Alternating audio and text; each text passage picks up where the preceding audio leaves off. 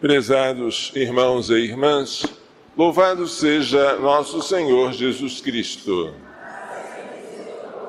e nossa Mãe, Maria Santíssima. A primeira leitura, tirada do livro do Eclesiástico, afirma a liberdade humana. Diante do homem estão a vida e a morte, o bem e o mal, o fogo e a água. O homem receberá aquilo que preferir, mas se o homem pecar, não será por vontade de Deus, porque Deus não mandou ninguém agir como o ímpio, a ninguém deu licença de pecar.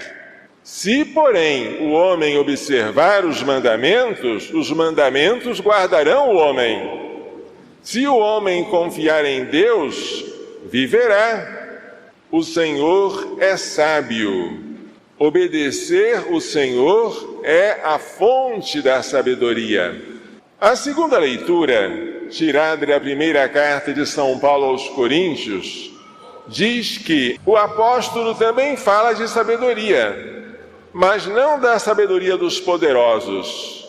Ele fala da misteriosa sabedoria de Deus, sabedoria escondida, que desde a eternidade Ele destinou para a nossa glória. Diz São Paulo que nenhum dos poderosos deste mundo conheceu essa sabedoria, senão não teriam crucificado o Senhor da glória.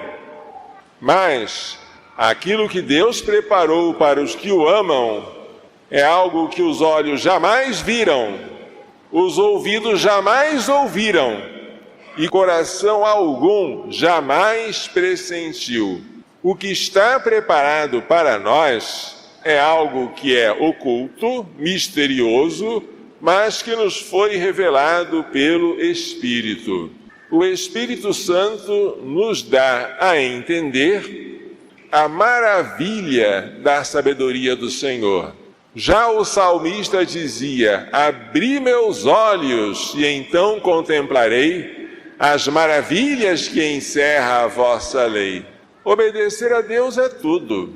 Tanto assim que quando os discípulos disseram a Jesus: Mestre, come, era meio-dia e Jesus estava no poço de Jacó conversando com a samaritana.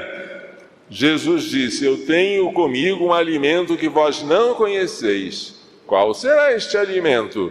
Meu alimento é fazer a vontade daquele que me enviou.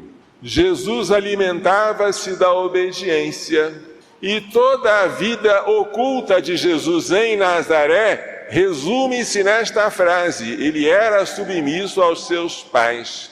Obedecer resume todas as nossas virtudes. O desobediente, por mais que pense que está fazendo bem, ou que tenha segundas intenções ao desobedecer, quando desobedece a Deus, não pode ter méritos. Coitado. O Evangelho hoje fala do Sermão da Montanha, em que Jesus, como novo Moisés, apresenta a lei, a nova lei.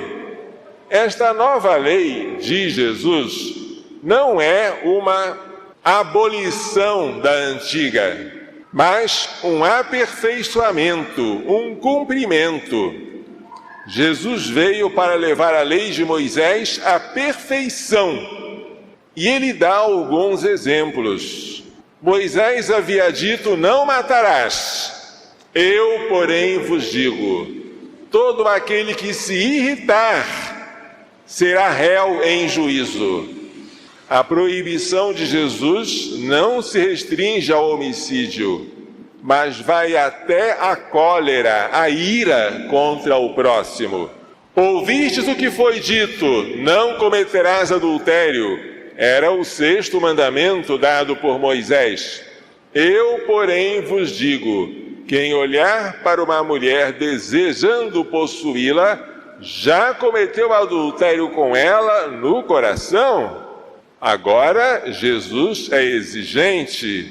Ele não proíbe apenas os atos externos contra a castidade, mas as más intenções do coração também.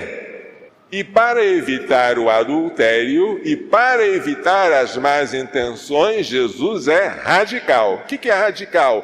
É o que se refere à raiz. Se o teu olho te serve de escândalo, ou de tropeço, ou de causa de queda, arranca-o.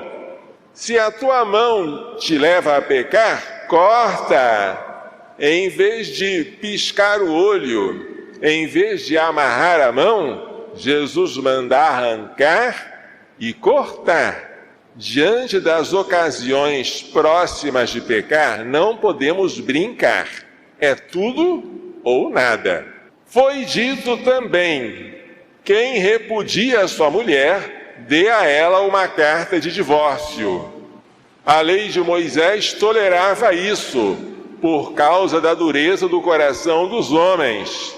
Porém, como Jesus veio nos dar um coração novo, derramar sobre nós uma água pura e fazer infundir em nós o seu Espírito no dia do nosso batismo, Ele agora pode exigir o que os homens do Antigo Testamento não eram capazes de fazer: que o matrimônio seja indissolúvel. Eu, porém, vos digo: quem se divorcia de sua mulher e casa com outra, torna a tal mulher adúltera. E quem se casa com a mulher divorciada, comete adultério. Moisés havia proibido o juramento falso. A isto se referia ao segundo mandamento: não tomarás o nome do Senhor em vão, ou seja, em prova de falsidade. Não cometerás perjúrio.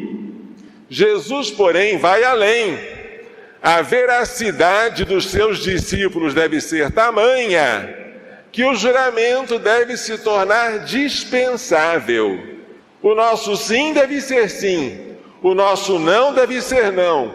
E o que vai além disso procede do maligno. Que coisa, hein?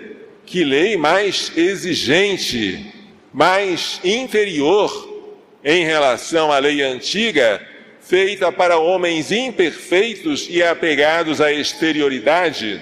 Porém, esta lei não nos é impossível de cumprir. Por quê?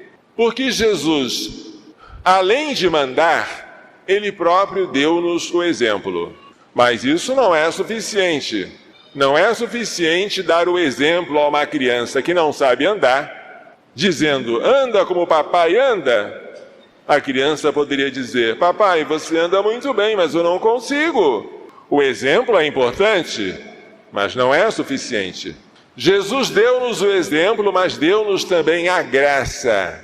A graça é a vida de Deus em nós. A graça é um auxílio sobrenatural interno, com o qual nós somos empurrados e sustentados para fazer a vontade de Deus. Se o pai manda a criança andar, não é suficiente. Dá o exemplo, não é suficiente. Mas agora ele segura os bracinhos da criança e diz: filhinho, vai andando. Se você escorregar, o pai segura. Agora é diferente. O pai está segurando a criança, está sustentando contra alguma queda.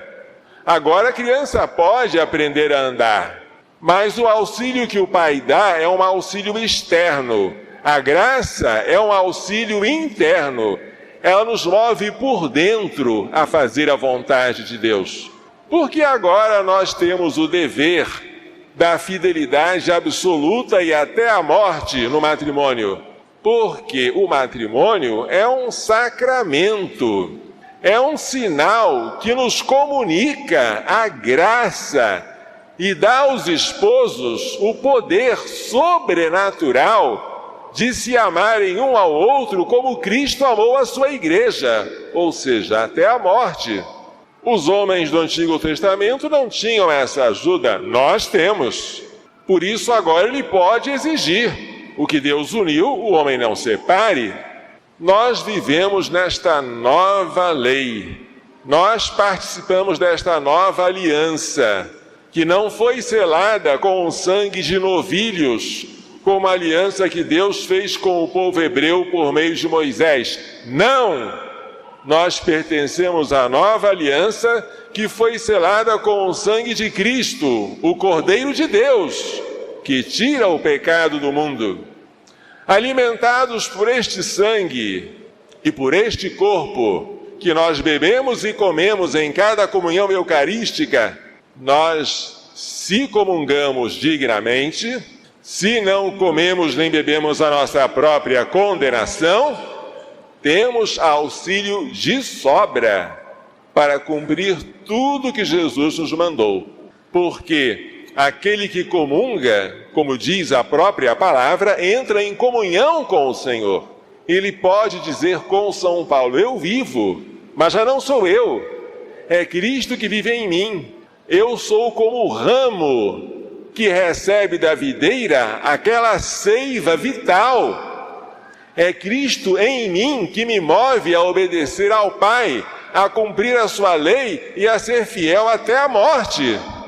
Como é bom nós pertencermos à nova aliança, nós praticarmos a nova lei, nós estarmos na era cristã, nós sermos membros do corpo místico de Cristo, que é a Igreja, e nós podermos nadar na abundância da água que saiu do lado do peito dele, quando ele foi crucificado. Que Maria Santíssima, nossa mãe e imagem da Igreja, aquela que fidelissimamente ouviu e pôs em prática a palavra de Deus, e que por isso ela é bem-aventurada, nos faça entender e pôr em prática as lições desta liturgia. Louvado seja nosso Senhor Jesus Cristo. E nossa Mãe, Maria Santíssima.